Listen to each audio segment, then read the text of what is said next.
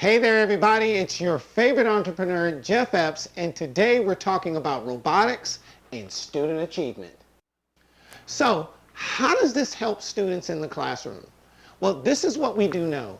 We know that all students that enter the doors of Stemrel City, they come in with a set of discrete skills.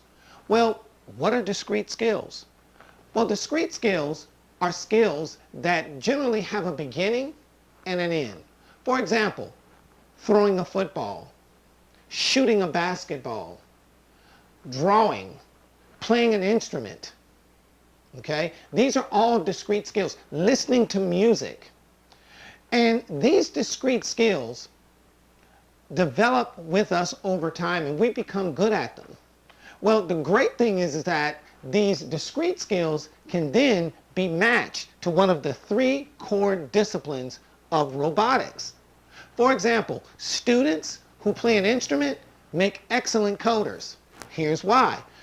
Because in order to play an instrument, you have to decode sheet music, right? Foreign syntax. And then you're coding it into some type of language so that it can be understood. In many cases, it might be a clarinet, or a violin, or a flute, or a guitar.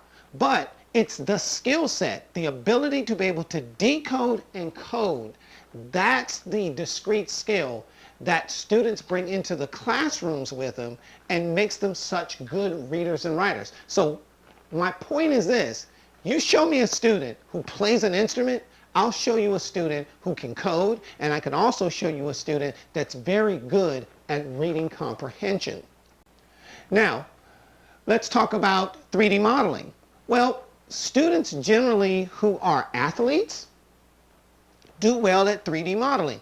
And here's why. Because 3D modeling is visual.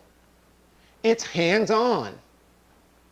It also deals with shapes, spaces, distances, and quantities.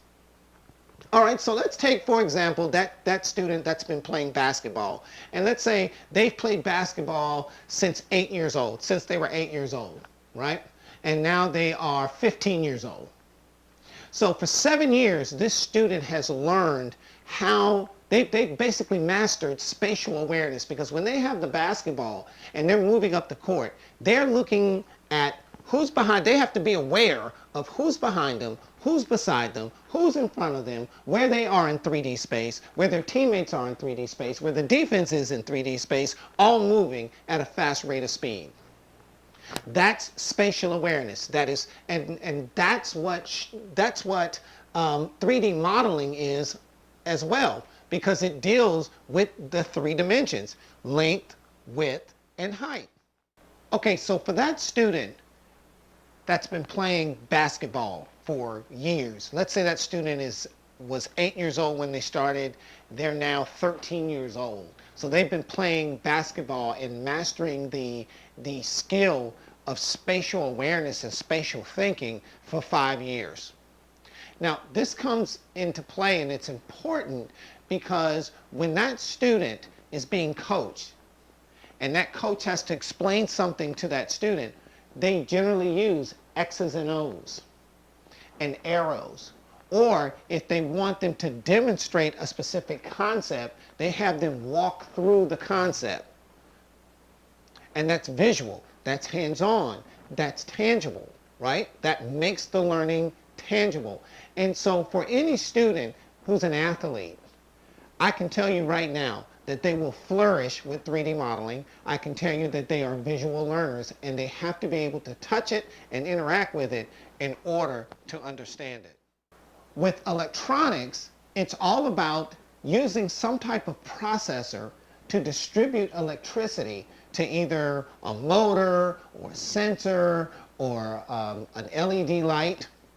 And we can generally write code, computer programming, to tell the processor how much electricity to distribute and at what intervals to distribute the electricity.